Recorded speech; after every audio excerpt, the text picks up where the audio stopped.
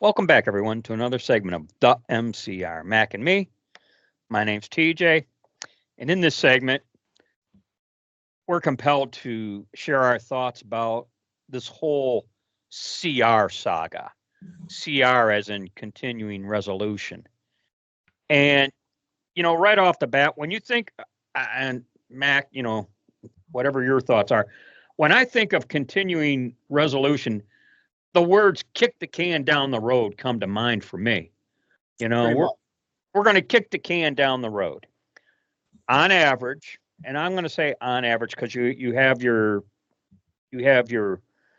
hardcore for whatever reason representatives, but on average, the Democrats seem to like the CR, and the Republicans seem to not like the CR. I mean, they'll vote for it eventually because they don't want to shut down the government. Well, I'll tell you why the Democrats like it because we're seeing why with Doge. They just want to keep that gravy train on the track. Yes, yes. Well, thus the CR from last week, and the tables have turned. The Republicans seem to favor this particular CR, and the Democrats, for their own selfish reasons, seem to object to this particular CR, leading me to suspect, and I'll speak for myself again on this. I feel like the Republicans are saying we're going to kick it down. We're going to kick this can down the road so that we can stop kicking this can down the road. And It's essentially what Mike Johnson said. He said it would be the longest CR, which will be a year, and it will give them a chance to reset and get things in order so that they can stop doing this. I guess the proof will be in the pudding. exactly, and you're thinking, okay, how many times have we heard them say, well, we're kicking the can down the road, but we're going to get it right next time. I'm thus. They're I think the long and the short of it is they're not doing their damn job. Their job is to come up with a budget, and they haven't done that in quite some time. Well, thus the necessity of Elon and his Doge efforts, Right. because you know he's digging up all this dirt, okay, and the House, kind of straight up along party lines, with the exception of Thomas Massey, representative out of Kentucky.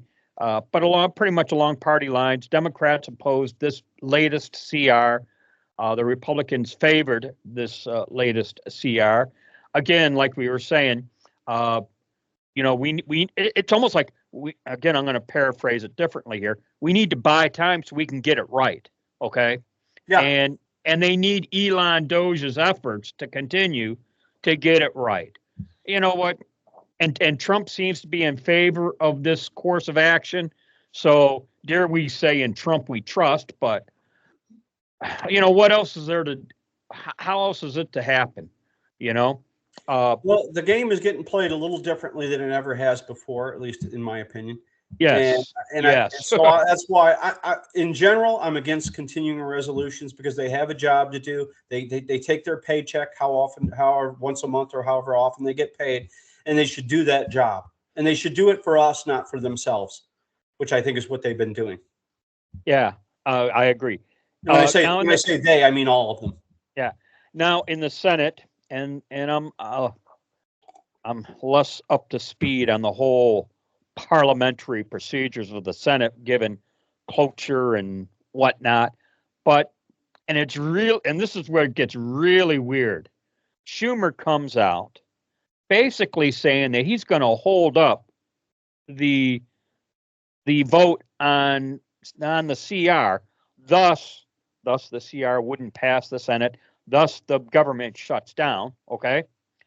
Yeah. Thursday, they had a closed door. The Democrats, had a closed door luncheon meeting. Kristen Gillibrand was present for this meeting. I'm getting my information from the New York Post. I know anyone can write anything. That would be my disclaimer. However, it is generally believed that this was a very raucous event. The word is they could hear Kristen Gillibrand screaming at Chuck Schumer through what was described as a very heavy wooden door.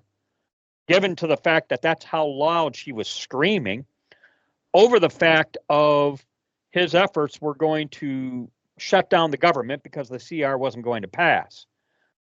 At the end of the day, and then Chuck Schumer does a 180, says, okay, all right, we'll let them vote, but we're not going to vote for it. So there's a shock. Yeah, kind of does a 180.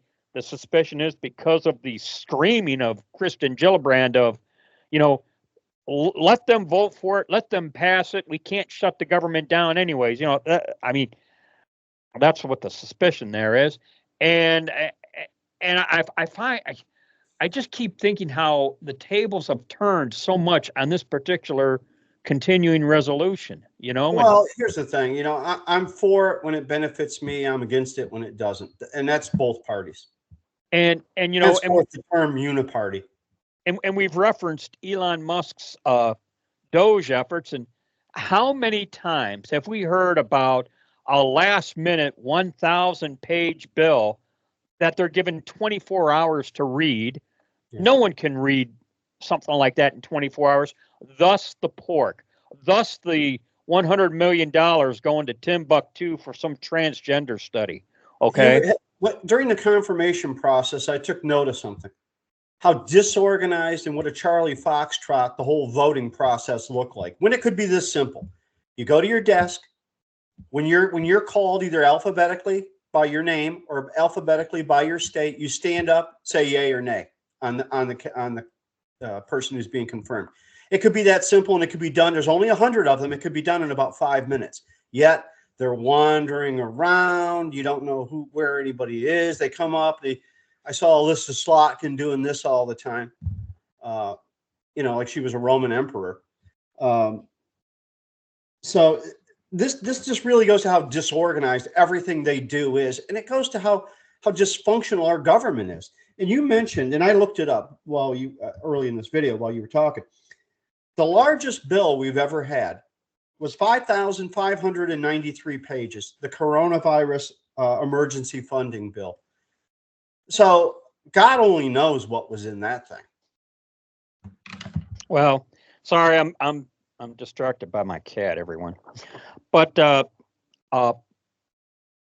I just wanted to reflect on something Nancy Pelosi said back when Obama was president, when the Obamacare bill was rammed through with all sorts of parliamentary type of procedures. But dare we quote Nancy Pelosi in saying we have to pass it to find out what's in it? Yeah. What kind of mindset is that? And that's the only honest thing we've ever heard her say. Yeah, I mean, and that is the core mindset of any typical bill that comes out of the legislature. I purchased a few homes. I purchased many cars. And if someone slid a document across to me and said, hey, just sign this, I'd say, I don't think so. And that's what we're doing here. That's what they're doing on our behalf, signing documents they don't read, they haven't read. They couldn't read in 2 months because of the dysfunction I spoke of earlier. Yeah. Thus the necessity of Elon Musk and his Doge efforts. Thus, the Democrats wailing and gnashing of teeth over his efforts, and I just really hope they get it right this time, because we really will stop kicking the can down the road. We've heard that too many times too. Well, I think they're happy to kick it down the can to the tune of 54 trillion, which is an estimate I heard that would absolutely end the country, which is what Democrats want. They want a globalist, totalitarian state. They don't want the United States of America. Their actions since January 20th have proven that. Yeah. Well, and we'll see what happens here. And all of this is supposedly to lead to the big, beautiful bill that Trump wants. So, I just hope this all works out.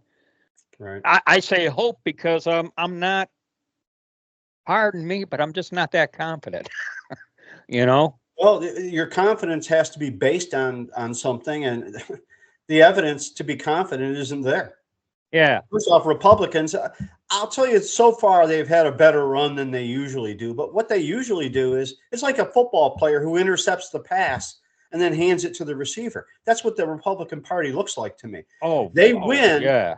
They get a job to do by the people, and then they let the Democrats do what they want, like they want. Yeah, exactly. So that's it for me on this topic. In Trump we trust, and hopefully this all works out when the dust settles, because it's dusty right now. So when the dust settles, let's see if it worked out to our advantage. We'll say, okay. Okay. And that's it for now. Thanks everyone for your support. And if you're watching us on Rumble, touche, thank you very much. And as always, we end with be safe, watch your six, and don't tread on me.